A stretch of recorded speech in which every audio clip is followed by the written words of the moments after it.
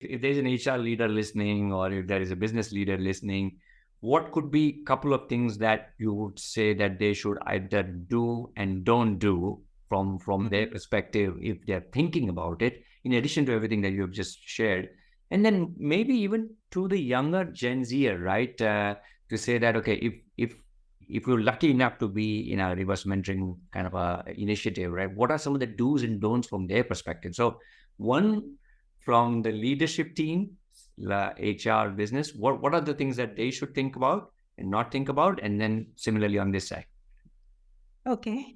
So maybe I can start with the leadership, and most of it we have actually touched upon. Yeah, sure. But I think from a HR or a business leadership perspective, as I said, the business buy-in becomes the most important thing, okay, when you're launching this initiative, and that should be done before. Imagine a situation, you are running a reverse mentoring program and your president or the managing director of the organization comes and joins the program just to listen into.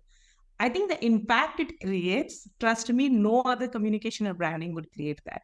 So my suggestion would be that leadership buy-in, where the leadership and that I'm the topmost layer, while you may be doing it with the second rung of leadership, you may be targeting a second rung of leadership, or middle management, or senior middle management, but your investment should be from the topmost layer of the organization, right?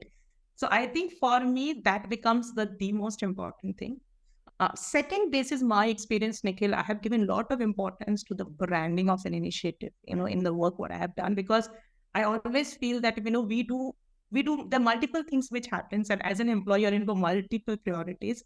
If there is no strong branding, if there is no strong recall, if there's no continuous communication, some of this initiative, dies its own death, or people don't even realize the things which are happening in the organization.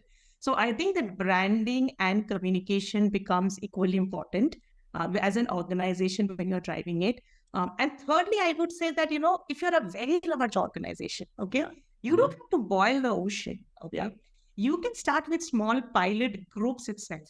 Because at times, it also depends upon your organization culture, your organization dynamics, and it's not a one-size-fits-all strategy, right? Even within an organization, you have multiple business groups which may have a different culture or different requirement, right? So I would say that, you can start with, small groups, create your reverse mentoring champions, who can help you run some of these initiatives.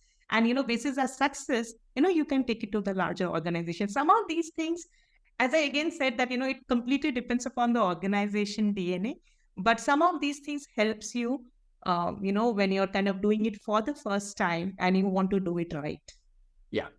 Okay, excellent. Yeah. So I really like the homework up front and the branding, really wanting to position that this is a very serious initiative. And again, if you're a very global organization, a large organization, you always can have subcultures of different businesses or even teams. Can you pilot it, right? And a lot of times that's what it takes. Maybe a success in one part of the organization that becomes a way to spread it in other parts of the organization. Now, what about the Gen Z? If I'm the one chosen to be a mentor at this young age, what are the things that I should be careful about, or some of the do's and don'ts there? See, I think from a Gen Z perspective, one thing, when we choose a younger population, a younger employee, a younger talent, or a Gen Z as a mentor, so you are respecting the subject matter experience. So how do you even choose that? That's, sorry to interrupt, but maybe you can, yeah, talk to that.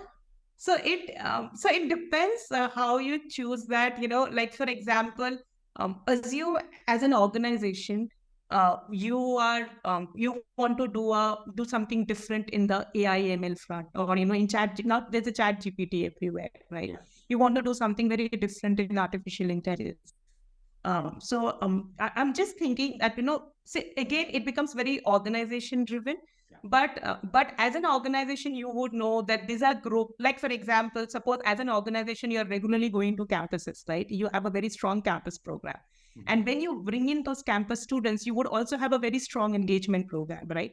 As a part of the engagement program, you would know that this group of students, they're very group in this technology, and this is what they're aspiring to, or they have an interest, or they're into some research paper, because you know how the profile of the new generation is, right?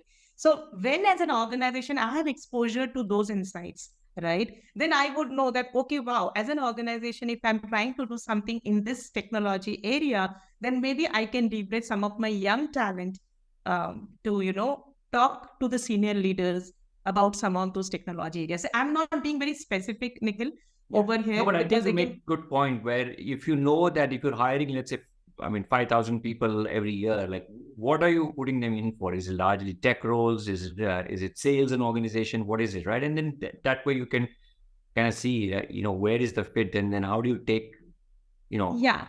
a strata which you can say that these are the core skills that they bring. Yeah, so that makes And also, another way is like, today a lot of organizations, so we have different networks, right? Like you would have a women network, you would have other parenting network, for example. There are organizations who have early career networks, right? As a part of early career networks, you would have like-minded people who are like primarily Gen Z or young talent coming together, and they talk about different subjects. So to your question that how do you even identify? So you touch those networks, right? Saying that, okay, that what kind of discussions they're doing, what kind of interest areas they have, and if kind of matches with the organization priority, then you definitely check their interest, that whether they would be interested to mentor some senior leaders or take a session for the senior leaders. So that how it happens in a very practical context. sure. Right. Okay. And please, yeah. please.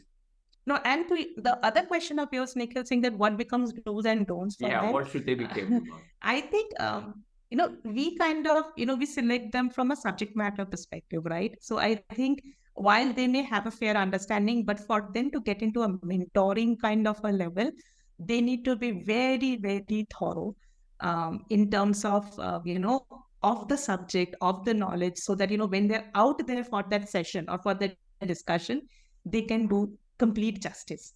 And as an organization, because they need to be also careful that, today, if the leaders are investing their time, it has to be a very mutually beneficial section, right? So I think they need to bring in that seriousness, which basis my experience, Nikhil, most of them are very, very serious, very, very excited, very, very motivated to go and drive the difference in the larger organization. But that becomes very, very important.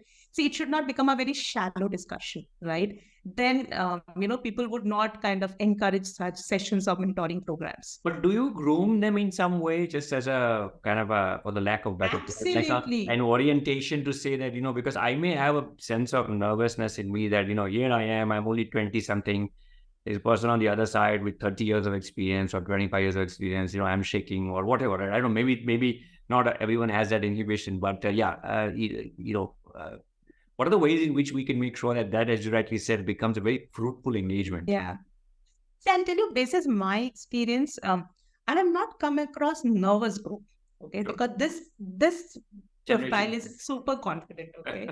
So they will be super confident to go and win the world, okay? So it's not that they're nervous about going in front of leaders, but I think they need a lot of grooming in terms of how to present. Yeah. Because it's in terms of, because at times what happened, they have their own way of communicating and presenting, right? But how do you create that business case? How do you tell a business story? That is something which, this is my experience, Nikhil. Now there can be other views as well. I have seen where they need maximum coaching. So when we leaders, we identify a group and we identify a topic, and then we start spending our time with them before we do the actual session, I think that's where the maximum coaching happens. Like, how do you tell the story? So if you have 45 minutes, how do you structure the conversation? How do you get the best of the impact out while they would have all the content with them? They would be they would have the content, they would be very confident. There is no issue in the English communication, but the storytelling is something which I have not seen everyone very comfortable with.